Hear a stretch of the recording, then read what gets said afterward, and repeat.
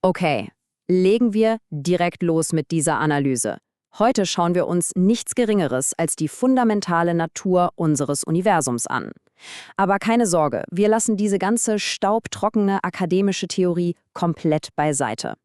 Stattdessen stürzen wir uns in eine richtig unterhaltsame, fast schon theatralische Debatte, die wir direkt aus unserem heutigen Quellenmaterial gezogen haben. Es wird tiefgründig, es wird extrem direkt und, ganz ehrlich, es wird unser Verständnis der Realität ordentlich auf den Kopf stellen. Wenn wir uns mal in der Welt umsehen, stoßen wir ja immer wieder auf diese grundlegenden Bausteine, die quasi alles bestimmen. Raum, Materie, Bewegung und natürlich die Zeit. Aber der Autor bringt hier einen Superpunkt auf den Tisch. Wenn wir versuchen, diese Konzepte rein akademisch zu zerkauen, dann wird es einfach unfassbar schnell langweilig, oder? Es ist einfach zu trocken und kaum greifbar. Und genau um diese Langeweile zu killen, fordert der Autor im Text buchstäblich unsere Aufmerksamkeit. Mit einem charmanten kleinen Attention please und wirft uns in ein Format, das man so in der Philosophie echt selten sieht. Er baut da eine total spielerische, aber extrem tiefgründige Unterhaltung auf, in der diese abstrakten Dimensionen einfach mal personifiziert werden. Sie bekommen plötzlich eine eigene Stimme, einen Charakter und, wie wir gleich sehen werden, ein verdammt großes Ego. Kapitel 1. Ein Dialog der Dimensionen. Wir bereiten hier quasi die Bühne für den ultimativen Clash zweier Schwergewichte. Auf der einen Seite die Zeit, der gerade ziemlich langweilig ist, und auf der anderen der Raum, der extrem geerdet ist. Die Zeit fängt direkt an zu sticheln und beschwert sich, der Raum sei total stagnierend und einfach nur schön langweilig, weil er da so rumhängt und scheinbar nichts tut. Aber Leute, der Raum lässt sich das natürlich nicht gefallen. Er schlägt mit einer echt heftigen Kritik zurück und trifft die Zeit genau da, wo es weh tut. Er greift ihr Recht an, überhaupt unabhängig zu existieren. Und das bringt uns zum zweiten Punkt, die Abhängigkeit der Zeit. Der Raum geht jetzt voll in die Offensive. Er stellt klar, dass seine eigene Existenz absolut und beweisbar ist, während die Zeit für sich genommen eigentlich, ein absolutes Nichts ist. Der direkte Vergleich, den unsere Quelle hier zieht, ist wirklich faszinierend. Wir sehen ganz klar, die Zeit ist zu 100% darauf angewiesen, dass physische Materie altert, sich irgendwie verändert oder sich bewegt. Ohne diese Materie hat die Zeit buchstäblich keinen Job. Auf der anderen Seite steht der Raum und der braucht rein gar nichts, um zu existieren. Der Raum ist einfach. Punkt. Um dieses abstrakte Zeug greifbar zu machen, nutzt die Quelle hier eine richtig geniale Analogie. Denkt mal an die Form von einem Objekt. Ein runder oder viereckiger Stein macht ja überhaupt keinen Sinn, wenn da nicht zuerst der physische Körper des Steins ist, der diese Form überhaupt annehmen kann, richtig? Eine Form ohne Körper gibt es einfach nicht. Und genauso, sagt der Raum, macht die bloße Existenz der Zeit null Sinn, wenn es keine physische Materie gibt, an die sie sich dranhängen kann. Die Zeit klammert sich förmlich an die Materie. Gehen wir da mal einen Schritt weiter. Nehmen wir dieses coole Gedankenexperiment aus dem Text. Stellt euch vor, wir entdecken einen neuen Planeten. Die allererste, absolut logische Frage lautet immer, wo ist der?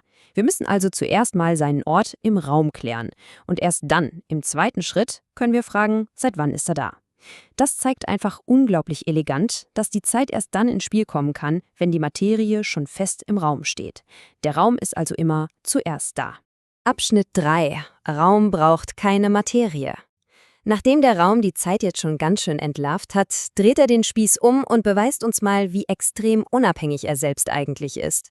Nehmen wir nochmal unseren physischen Körper, also den Stein. Dass so ein Stein Platz wegnimmt, beweist ja direkt, dass es den Raum gibt. Wenn ihr diesen Stein wegschieben wollt, um euch an seinen Platz zu stellen, müsst ihr echte physische Kraft aufwenden. Und zwei Steine können niemals zur exakt selben Zeit denselben Raum blockieren. Das sind völlig banale physikalische Fakten, aber sie beweisen eben komplett zweifelsfrei, dass der Raum eine handfeste Realität ist. Wir können ihn quasi spüren. Also, der springende Punkt ist der hier. Materie braucht unbedingt den Raum. Jedes Objekt muss ja schließlich irgendwo sein. Aber der Raum? Der braucht Materie überhaupt nicht. Denkt mal an den Weltraum, das riesige Vakuum da draußen. Da gibt es gigantische, völlig leere Bereiche, in denen absolut kein physisches Objekt herumschwebt. Der Raum existiert dort einfach komplett problemlos für sich allein. Er ist vollkommen autark. Und um diese verrückte Vorstellung, die Zeit könnte ohne physische Materie existieren, endgültig zu zerlegen, haut der Raum jetzt eine ziemlich provokante Frage raus. Er bittet uns, mal kurz über ewige, immaterielle Wesen nachzudenken. Also Geister, Engel oder von mir aus auch Gott.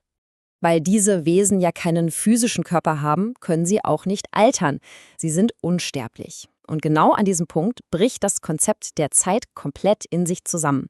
Da sich ewige Wesen physisch nicht verändern, ist die Frage, wie alt bist du eigentlich, bei ihnen völlig absurd. In einer Welt ohne materielles Altern hat die Zeit buchstäblich null Macht. Und was ich persönlich super spannend finde, man kann auch den Raum selbst nicht fragen, wie alt er ist. Der Raum altert nämlich auch nicht. Kommen wir zum 4. Teil. Was ist Zeit eigentlich?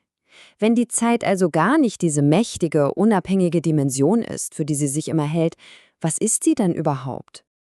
Und das bringt uns zur absoluten Kernbotschaft unserer Quelle. Die Definition ist nämlich die: Zeit ist gar keine eigenständige kosmische Kraft. Eigentlich ist sie nur ein Konzept, ein Werkzeug für uns. Zeit ist lediglich unsere Art zu messen, wie sich physische Materie verändert, wie sie altert oder wie sie sich von einem Ort zum anderen bewegt. Wenn wir diese Bewegung wegnehmen, wenn sich Materie im Raum nicht mehr verändert, dann löst sich das ganze Konzept der Zeit quasi in Luft auf. Und damit entlassen wir euch heute mit einer echten Kopfnuss. Stellt euch das mal bildlich vor. Was wäre, wenn absolut alles, jedes einzelne Atom, jeder riesige Planet, jede kleinste Faser im Universum von einer Sekunde auf die andere komplett stillstehen würde? Nichts verändert sich mehr. Würde die Zeit dann nicht nur aufhören zu vergehen, sondern würde sie buchstäblich aufhören zu existieren? Das ist das krasse Fazit dieses Textes. Er erinnert uns daran, dass die kosmische Uhr vielleicht wirklich nur deshalb tickt, weil dieses verrückte, physische Universum sich einfach weigert, jemals stillzustehen. Denkt da mal drüber nach, wenn ihr das nächste Mal auf eure Uhr schaut. Macht's gut und bis zur nächsten Analyse.